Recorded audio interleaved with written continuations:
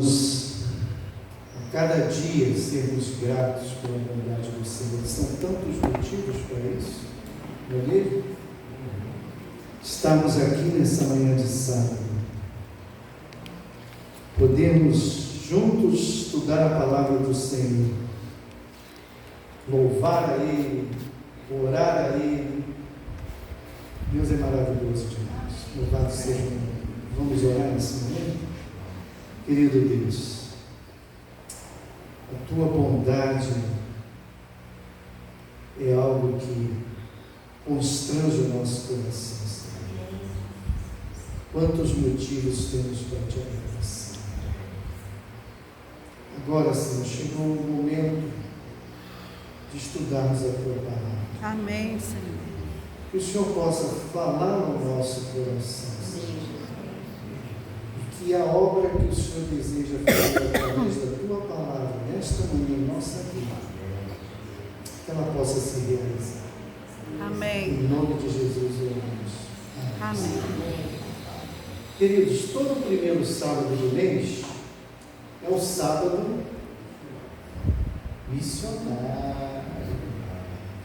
Não podemos estar aí no primeiro sábado desse ano, mas hoje nós gostaríamos de falar um pouquinho a respeito da nossa missão, que antes de tudo é uma necessidade espiritual que temos, cumprir essa missão. Eu convido você a abrir a sua Bíblia nesse momento no livro de Mateus, capítulo 28.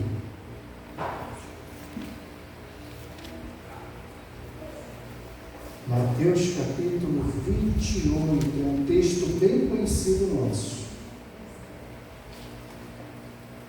Verso 19 e 20.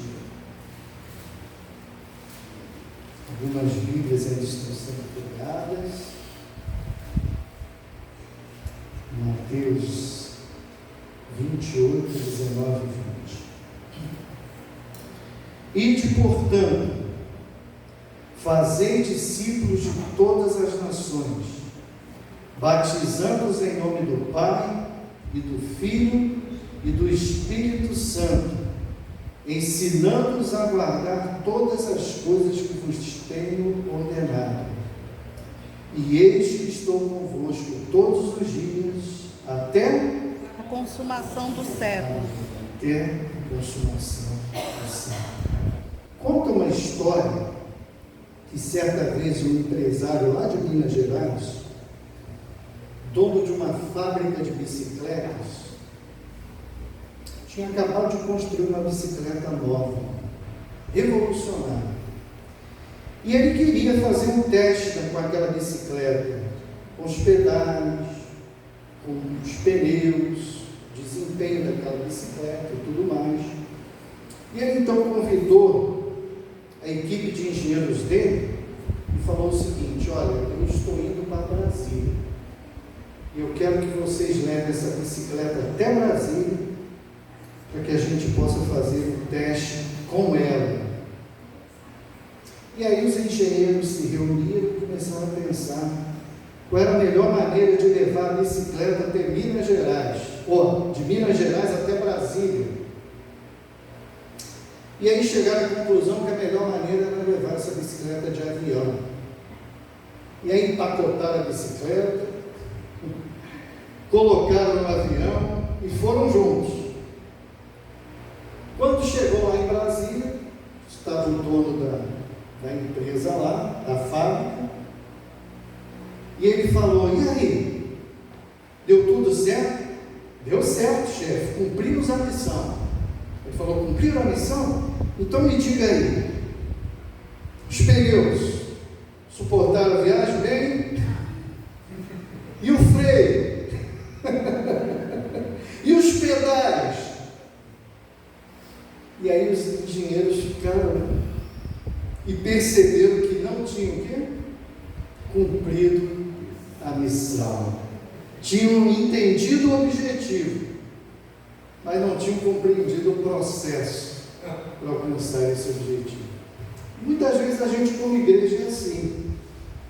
Não é suficiente fazer, é necessário saber por que fazemos o que fazemos. Qual é a missão que Jesus nos confiou?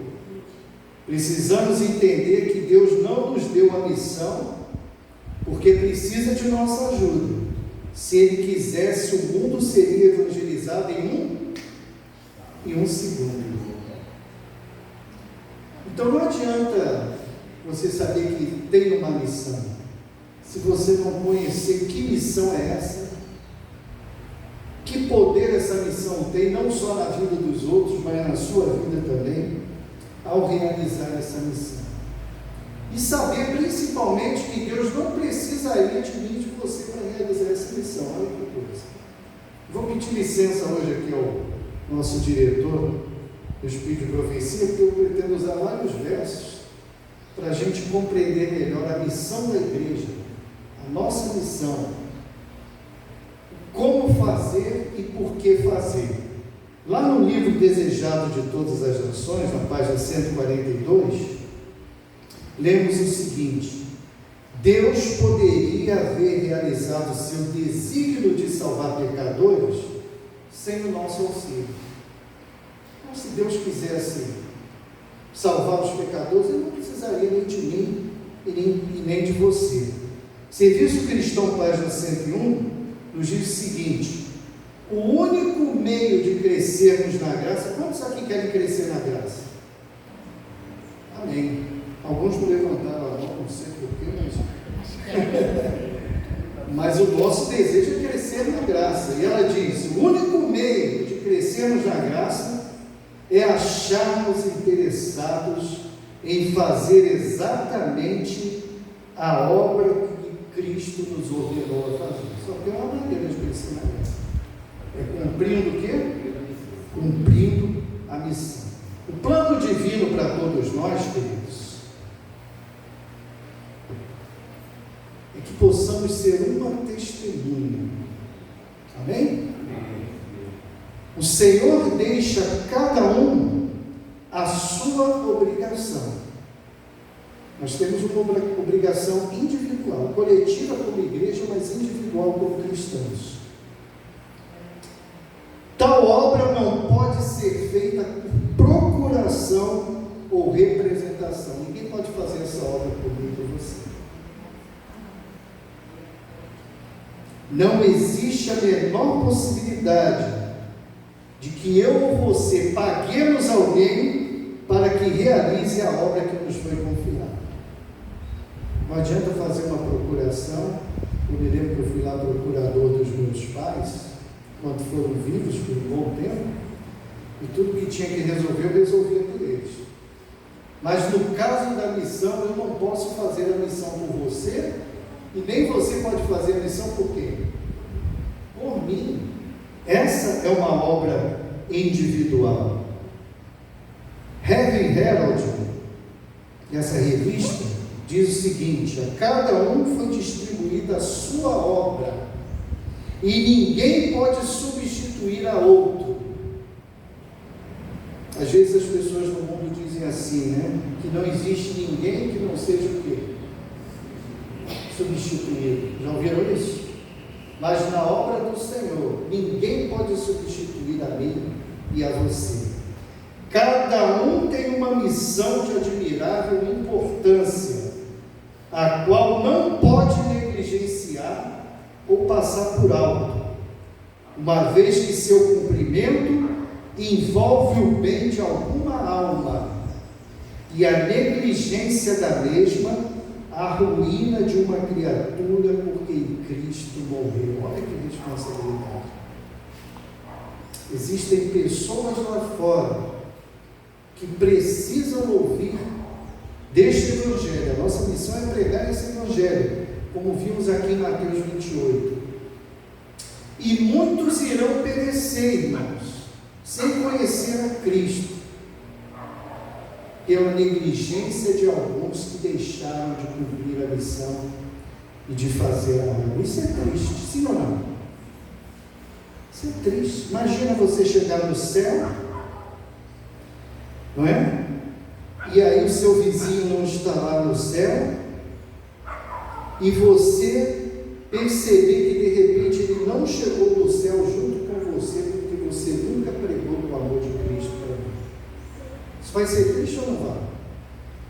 Poxa, por que eu não preguei para o meu vizinho? Por que eu não preguei para o meu amigo lá do trabalho, da escola? Por que eu não falei do amor de Deus para ele? Muitos irão perecer sem conhecer o amor de Deus pela negligência de alguns. Lá em Isaías 6, verso 8, aquele famoso texto, Deus falou: a quem enviarei? Isaías disse o quê? Envia-me a mim. Todos quantos, preste atenção nessa frase, todos quantos se tornam participantes de sua graça. Quantos hoje aqui são participantes da graça de Cristo? Todos quantos se tornam participantes dessa graça, o Senhor indica uma obra em benefício de outros. Cumpre-nos dizer: eis-me aqui, Senhor. Amém? Queridos, vocês sabiam que os anjos poderiam fazer essa obra? Poderiam ou não? Sim ou não? Sim. Lá no livro Atos dos Apóstolos, página 330, lemos o seguinte: Deus poderia ter proclamado sua verdade por meio de anjos sem pecado, mas esse não era o seu plano. E ainda no Desejar de Todas as Nações, página 142, Deus poderia haver realizado o seu desígnio de salvar pecadores, sem o meu e o seu auxílio, mas a fim, preste atenção agora, ele não precisaria usar nem a mim e nem a você, mas a fim de desenvolvermos um caráter semelhante ao de Cristo, nos é preciso participar da sua obra. Percebe? Ele poderia usar os anjos, ele poderia usar as pedras, como ele falou, ele poderia usar até os animais. Sabiam disso? Os animais, Ciro, poderiam. Vocês lembram da jumenta que falou com Balaão? Não tinha ninguém para pregar para Balaão ali, só tinha uma jumenta. E Deus usou quem? A jumenta para pregar para Balaão. Deus não precisaria de nós, mas a fim de desenvolvermos um caráter semelhante ao de Cristo, ele confia então essa obra a mim e a você. Quantos desejam desenvolver esse caráter semelhante ao de Cristo? Estudamos isso na lição, não foi, professora Zé? Ter a mente de Cristo, não é isso, professor? Para termos a mente de Cristo, para desenvolvermos o caráter de Cristo, nos foi dada a obra da pregação do Evangelho. A razão não é que Deus precise de nós para terminar sua obra. Somos nós que precisamos participar da missão, a fim de crescer espiritualmente e nos preparar para um encontro maravilhoso com Cristo Jesus. Quantos querem estar lá nesse encontro? Amém. Lá na meditação Exaltai, página 275, diz assim: um povo preparado, uma igreja gloriosa, sem mácula, formosa como a lua, pura como o sol, refletindo o seu caráter. Quando o caráter de Cristo se reproduzir perfeitamente em seu povo, então virá para reclamá-los como seus. Talvez ele ainda não tenha vindo por isso também, porque talvez eu e você ainda não estamos refletindo esse caráter. Uma das razões de participarmos da missão, a obra que o Senhor nos confiou, é desenvolvermos o caráter de Cristo. Limitar a vida cristã. Está lá no livro Serviço Cristão, página 85. Limitar a vida cristã, a oração e ao estudo da Bíblia, sem participar da missão, é uma experiência enganosa e vazia. Este período não deve ser despedido em abstrata devoção. Esperar, vigiar e o atento trabalho devem ser combinados. Irmãos, aqueles que só oram e só leem a Bíblia, sabe o que vai acontecer? Experiência enganosa e vazia. Vão chegar um dia que nem vão orar mais e nem vão ler a Bíblia. Perceberam? Se você só ora e ler a Bíblia e não testemunha do amor de Deus, é uma experiência enganosa e vazia. Precisamos testemunhar do amor de Deus. Não existe crescimento sem testemunho. O testemunho pessoal não depende de algum dom. Deus distribuiu os dons para a edificação da igreja, mas o testemunho pessoal não é um dom, é uma necessidade espiritual, tal como a oração e o estudo da Bíblia. Eu não preciso ter dom para orar e para estudar a Bíblia, preciso? Assim também eu não preciso ter dom para testemunhar.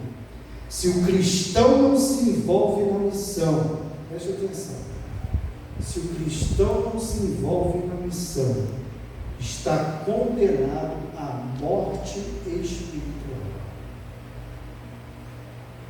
Não adianta estarmos aqui na igreja, orando, cantando, louvando, isso tudo é importante, mas se não testemunharmos, não saímos daqui para testemunhar, estamos morrendo espiritualmente.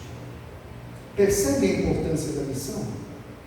Percebe a importância de pregar o Evangelho ao mundo? Serviço cristão, página 73. Deve-se fazer na igreja uma obra bem organizada, para que seus membros saibam como comunicar a luz a outros e assim fortalecer a própria fé e aumentar o seu conhecimento. Ao repartir o que de Deus receberam, firmar-se-ão na fé. A igreja que trabalha é uma igreja viva. Amém? Amém. Por isso que nós nos reunimos aqui no último dia 10 de janeiro, nem todos puderam estar presentes, e fizemos o planejamento da nossa igreja, o primeiro semestre desse ano. Como diz aqui, deve-se fazer na igreja uma obra bem organizada. Nós precisamos saber que objetivo precisamos alcançar. E aí, unir os nossos esforços em prol do mesmo objetivo. Aqueles que não puderam estar aqui na reunião, do dia 10, essa reunião de planejamento, a gente tem aqui uma cópia do que foi dito, rapidamente, só para vocês se inteirarem do que foi dito aqui, do nosso planejamento eclesiástico da igreja, no primeiro semestre. Estamos visando duas frentes de trabalho aqui, para o evangelismo integrado da Semana Santa e para a semana de evangelismo do Ministério da Mulher.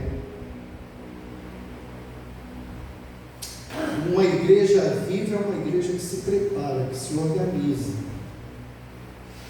Quantos aqui entendem de colheita, de semeadura, já plantaram alguma coisa na vida? A gente sabe que 5 etapas são necessárias aí no plantio. Vamos ver se vocês concordam com a gente aqui. Primeiro você tem que preparar a terra, sim ou não? Sim. Não dá para jogar a semente assim, né? Em qualquer lugar, sem preparar a terra. Depois que você prepara a terra, aí você vai fazer o que com a semente? Semear, plantar, plantio. Depois que você plantou, vai esquecer lá ou vai cultivar aquela terra, jogar uma água, um adubo, não é isso? E aí depois que você cultivou, e agora a planta cresceu e deu fruto, chegou o momento do que agora? Colheita. Mas você vai colher. E uma vez que você colheu, Vai esquecer o pé lá, deixa a praga tomar conta. O que você vai fazer? Vai cuidar, vai conservar a árvore que você cultivou. Então a missão da igreja, ela caminha nesses 5 passos. Primeiro precisamos preparar a terra. E quem é a terra? Quem é a terra? Somos nós, a igreja. Então já tivemos aqui no primeiro passo desse preparo, a reunião de planejamento, o nosso culto do poder que está aí a todo vapor, orando pela nossa programação.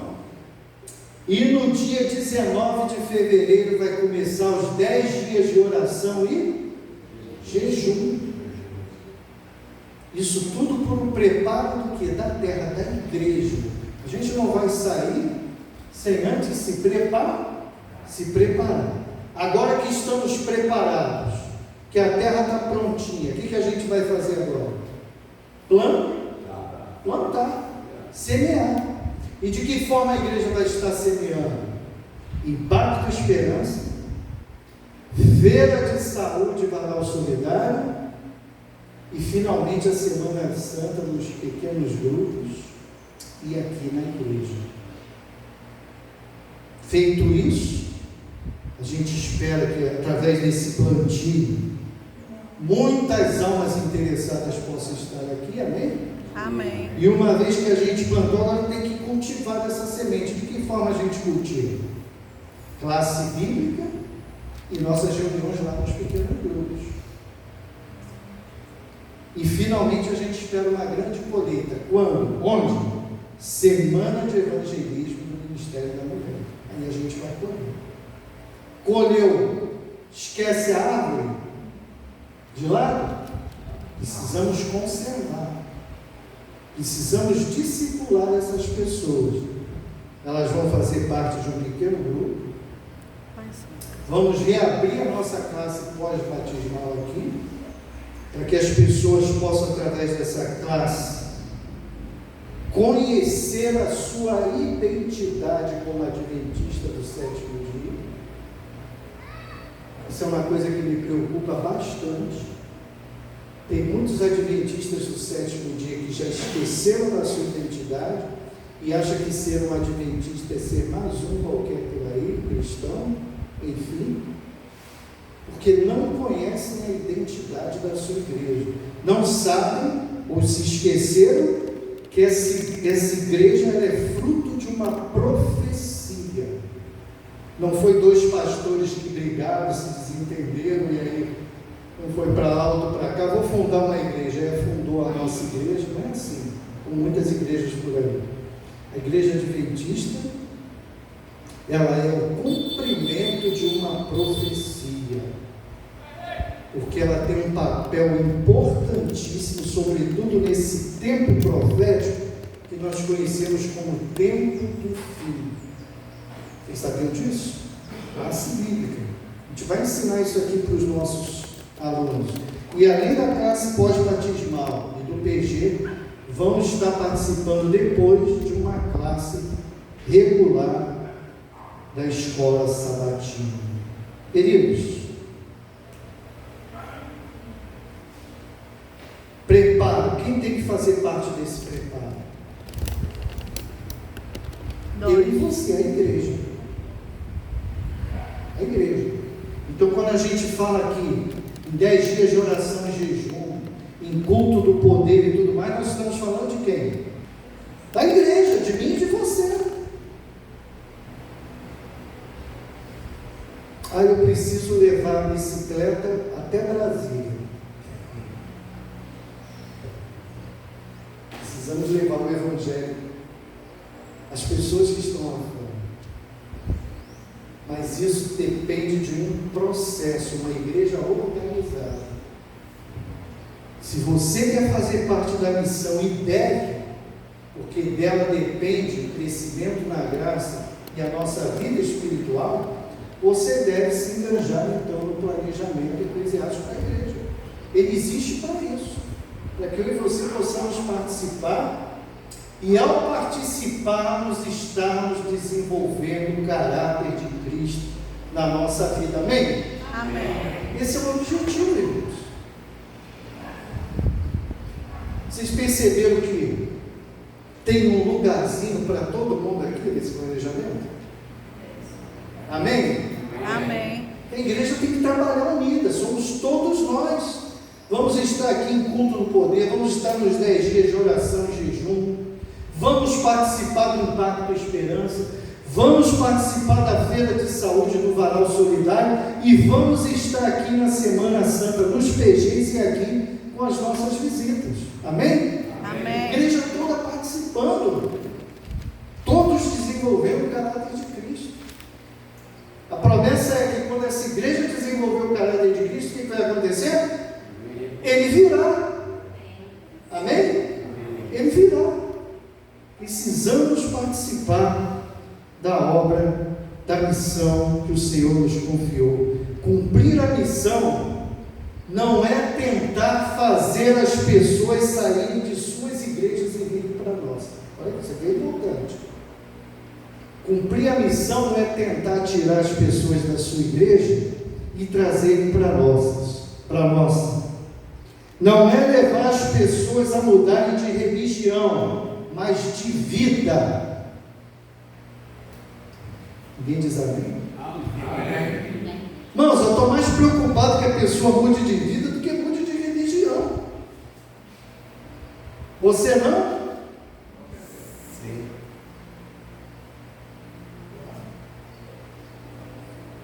Religiões existem muitas por aí.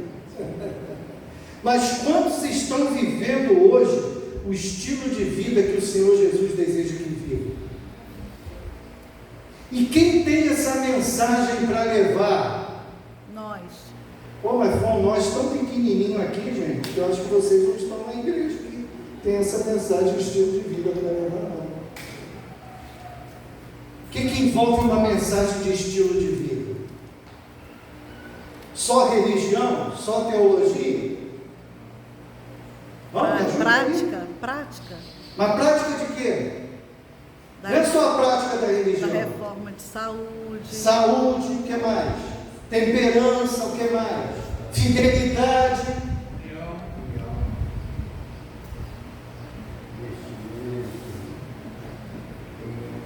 Modéstia cristã.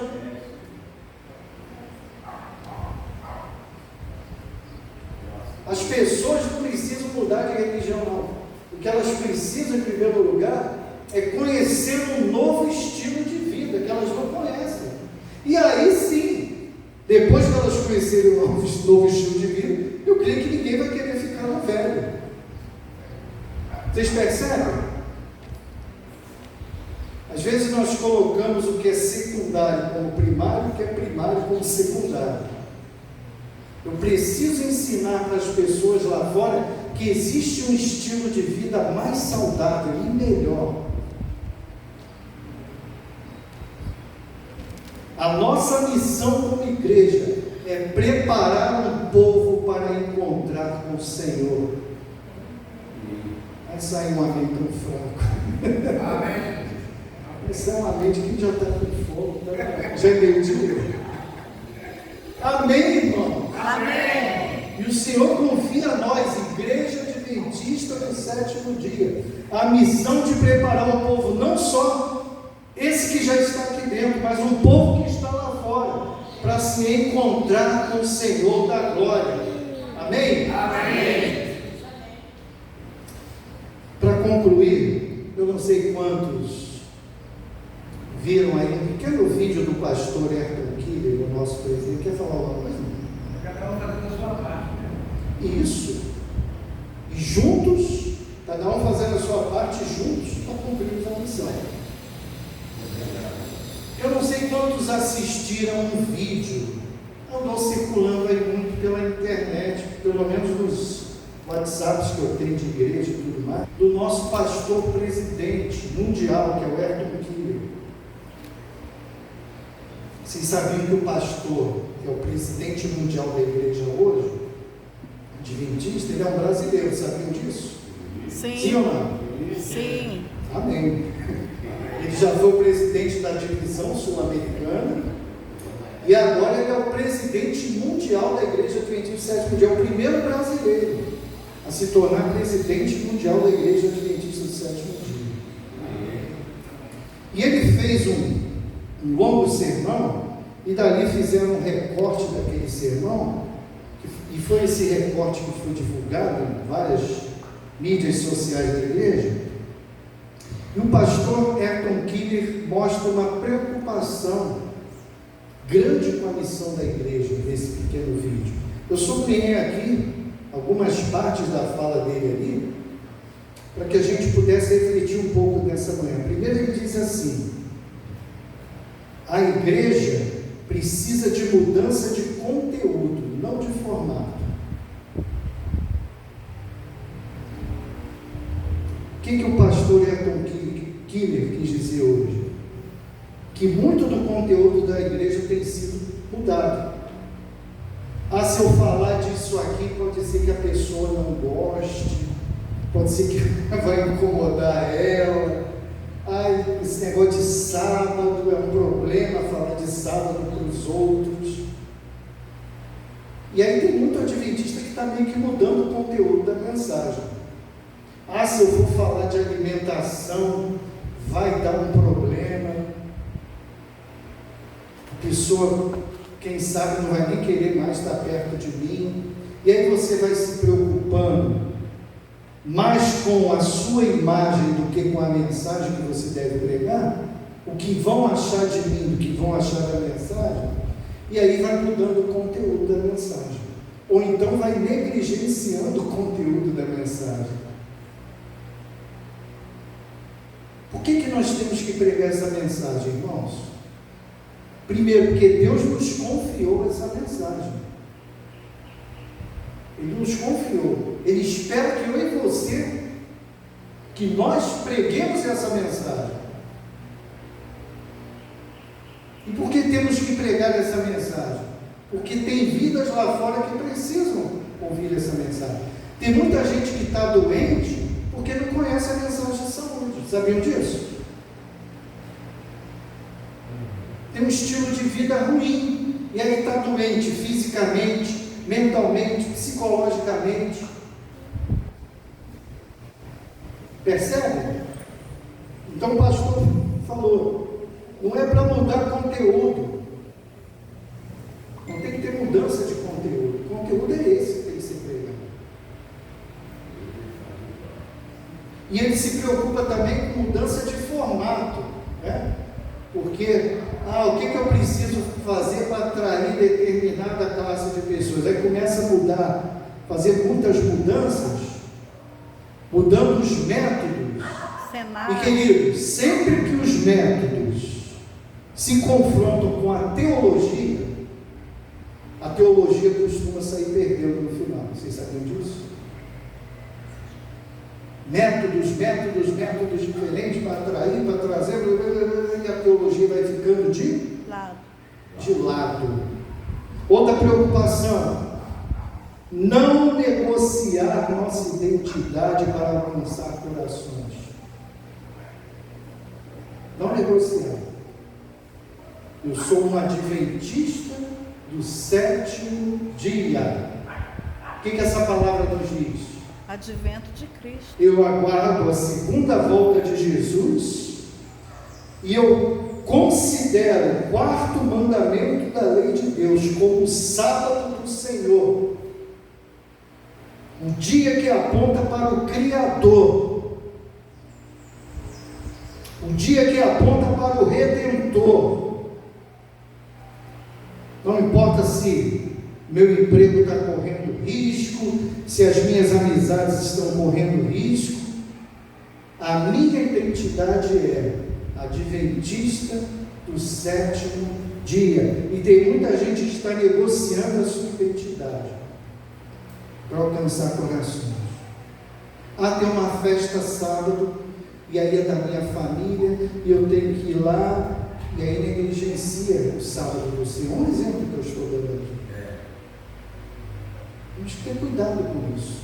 Lembra-te do quê? Do dia de sábado. Para o quê? Santificar. Fala mais alto aí. Santificar. Santificar. Você sabe o que significa essa palavra?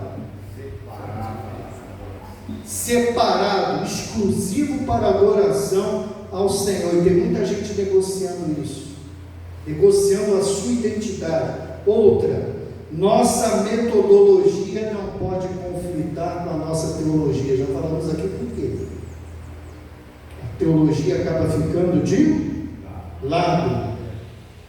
Nossa identidade tem que ser nossa prioridade. Palavras do nosso presidente. Nossa identidade tem que ser nossa prioridade. Nossa missão, como já falei aqui, é preparar um povo para a breve volta de Jesus. E para isso nós temos uma mensagem exclusiva, que é a mensagem dos 3 anjos. Você já conhece essa mensagem? Temei a Deus, dai-lhe glória. Lá em Apocalipse 14, olha na sua Bíblia em casa depois. Há uma mensagem que tem que ser dada ao mundo. A segunda diz assim: caiu a grande Babilônia. Sabe o que significa isso? Grande Babilônia? Grande confusão religiosa. Você já viu que está uma grande confusão aí? 42 mil denominações. Cerca de 42 mil denominações se dizendo cristãs. E agora, para onde eu vou? Qual é a certa, Luciano? Qualquer uma leva a Deus. E outros dizem assim: todas levam a Deus. Será que é isso mesmo? Bom, E a terceira? E a tem a terceira? ver com uma marca e tem a ver com um sinal. Sábado, selo de Deus. Selo de Deus. Se você mantém a sua identidade, o selo de Deus é o sábado. E tem uma marca que a gente conhece, que é a marca da besta, né? Os adoradores do falso dia de descanso, que vai cada vez predominar mais do mundo. E finalmente o pastor Ayrton Guide diz o seguinte: precisamos como igreja nos preparar para alcançar os que estão lá fora. Não é de qualquer jeito, não é de qualquer forma, nós precisamos nos preparar. Por isso a igreja se organiza, por isso a igreja tem um planejamento eclesiástico anual, para que nós possamos nos preparar para salvar aqueles que estão lá fora. Amém? Amém. Quantos desejam dar essa mensagem ao mundo?